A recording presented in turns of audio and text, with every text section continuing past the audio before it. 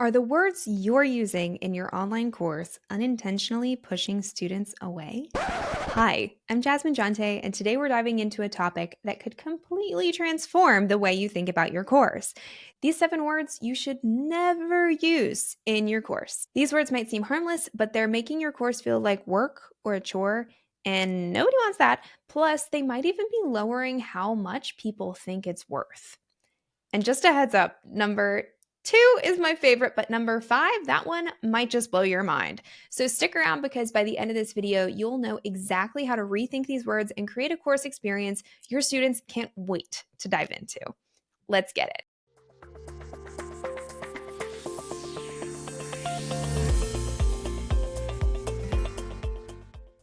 Most successful course creators understand the power of language when it comes to marketing. But they make the mistake of challenging the normal words used to describe online learning experiences. But it does. As Tony Robbins says, the quality of your life is the quality of your communication, which means you have the power to shape the experience your students have inside your program just by changing the words you use. Couldn't be more simple, could it? In our booming industry, it's clear that it's not just about content, it's about creating a transformational experience. That's why I encourage you to stop thinking of yourself as a course creator and start seeing yourself as a learning experience designer. What choices would you make differently if you made that shift? So, without further ado, let's dive in.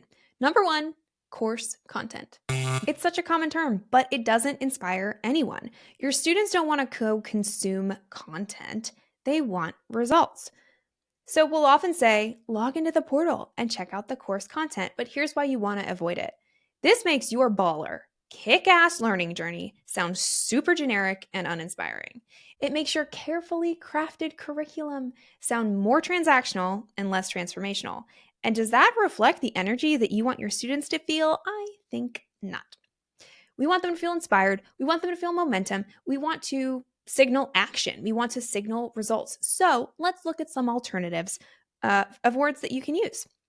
Instead, you can say training modules, results roadmap, blueprint. So many different options, way better than go look at the course content. Moving on to number 2, customer. Yeah. Now here's the thing. When I go to a restaurant, I'm a customer. When I go get my car detailed, I'm a customer. When I go and buy my athleisure at Fabletics, I'm a customer. When I'm in a program, I am not a customer. This is not one siloed event. This is not a one-time experience.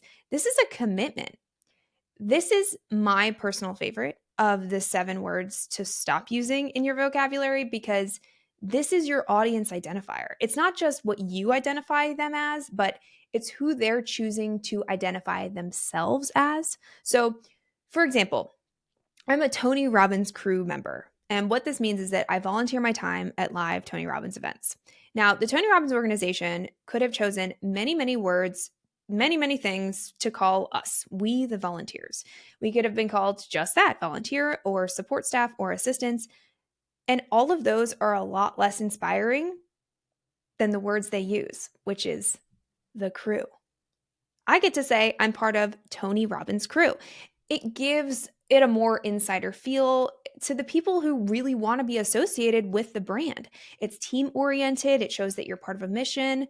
So much better than customer, so much better than volunteer. And that same concept can apply to what you call your customers. So instead of saying that they're customers, you can simply replace that word in your language with something like student, client, insider.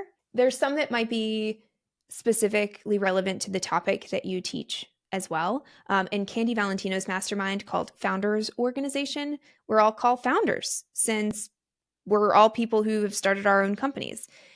So I really encourage you to think about what is the audience identifier? What's something better than customer? Yeah, client is a step up from that, I would say. But what do you want to call them? What do they want to call themselves? Moving on to number 3, subscription or membership. Okay, when someone says subscription, I think recurring bill. like my Netflix subscription. Now, membership is a little better, but honestly, when someone says membership, I think about Costco. So again, it has this recurring bill theme. But at least membership also has the exclusivity feel of like being a member, which is really what we want to emphasize when we're considering what we want to call our membership or subscription, which is the access. So instead, there's so many different words you could use, such as inner circle, my exclusive membership, VIP group, even community. Renaming subscription or membership in your vocabulary is also going to help you as the learning experience designer because you're not here just to take their money, honey, every month. You're here to help them make progress month over month over month. And there's more energy pulling you to do that for your inner circle, your exclusive network, or your VIPs rather than your members. Am I right? Okay, moving on to number 4, video. Yeah, I know it's weird, but I want you to stop saying video if you can manage it. This is a video. You are currently watching a video. And just like consider, how are you watching it right now? Are you taking notes? Are you 100% fully present? Are you watching it with the intention of taking action? Maybe, but it's more likely that you're passively watching and will continue consuming content after this video is over. Maybe you're even looking at the bar at the bottom of the screen asking, how much time is left in this video? Now, here's the thing. This is all normal because this is just a video. It's a YouTube video. But that's not how you want your students watching your videos, is it? And then if you add the word library on the end, as in video library, well, that just sounds overwhelming. Sounds like something I got to figure out how to navigate and then decide what the heck to watch. And that's not how you've designed your program, is it? You've designed it more intentionally. You've created a real learning journey for them with a roadmap, and you want them to sit down and watch it and give it the intention it deserves. So instead, you could use the word lesson, which denotes that as a student, you're learning something from this video that you'll be able to use in your life. You could use the word training, which denotes you're going to learn a skill that you can apply. So those terms suggest active learning. They suggest creating progress, creating results, not just passive viewing. Moving on to number 5. This is the biggie. Don't use the word course when describing your course. Just hang with me, okay? As a course creator, the word course to you feels empowering.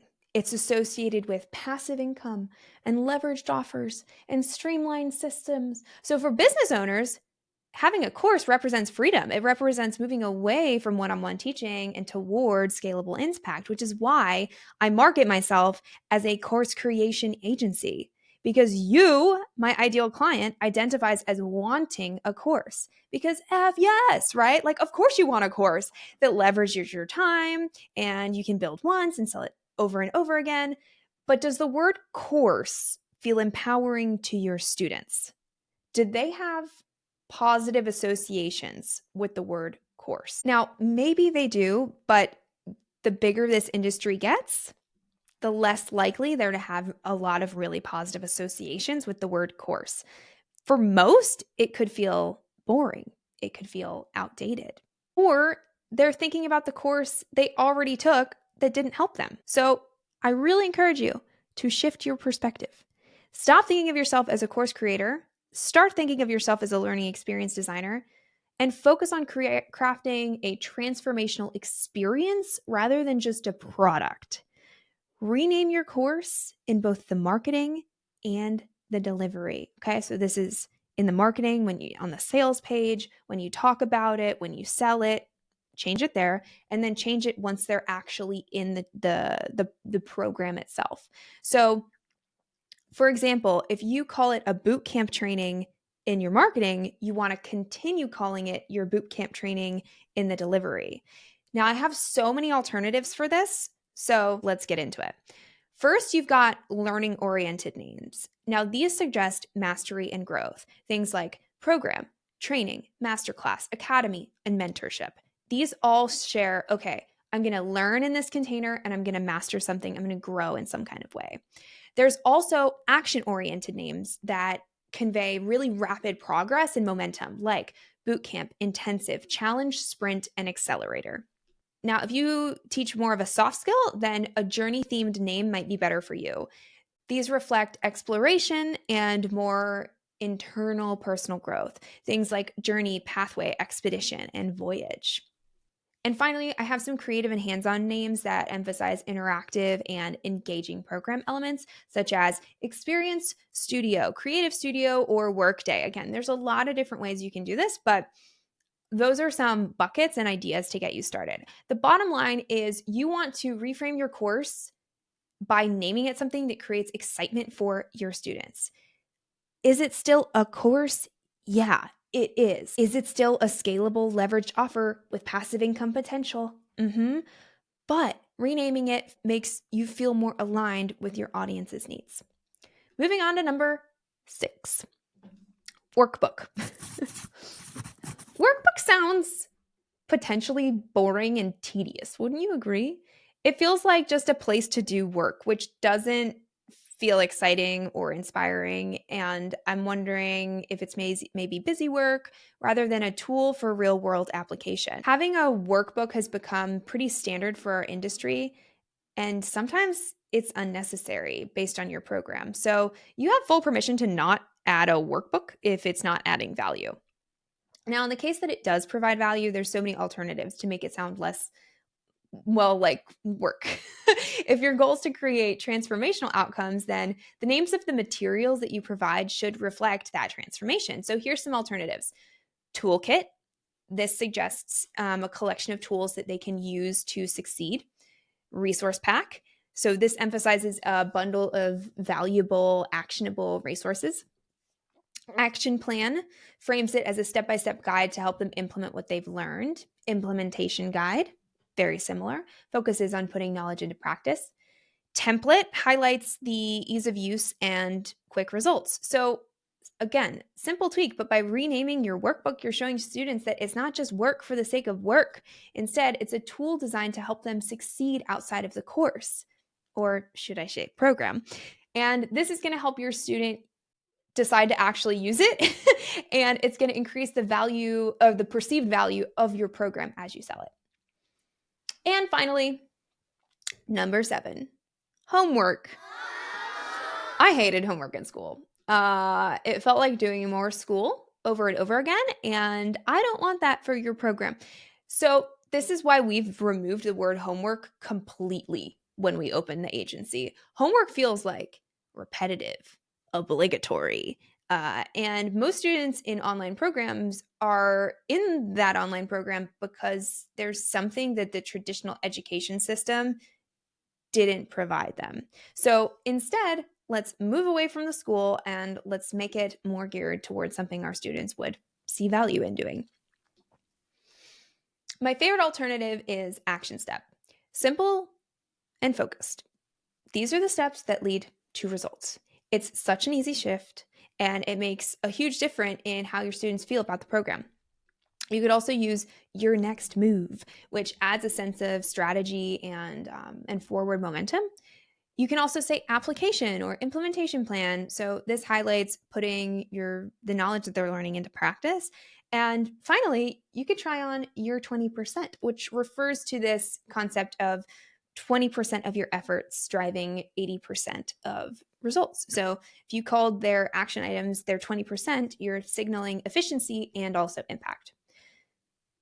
Words matter. And the language that you use in your course sets the tone for the whole entire experience. So by choosing words that energize, that inspire, that excite, you're not just teaching, you're transforming. And that's what you're here for, isn't it?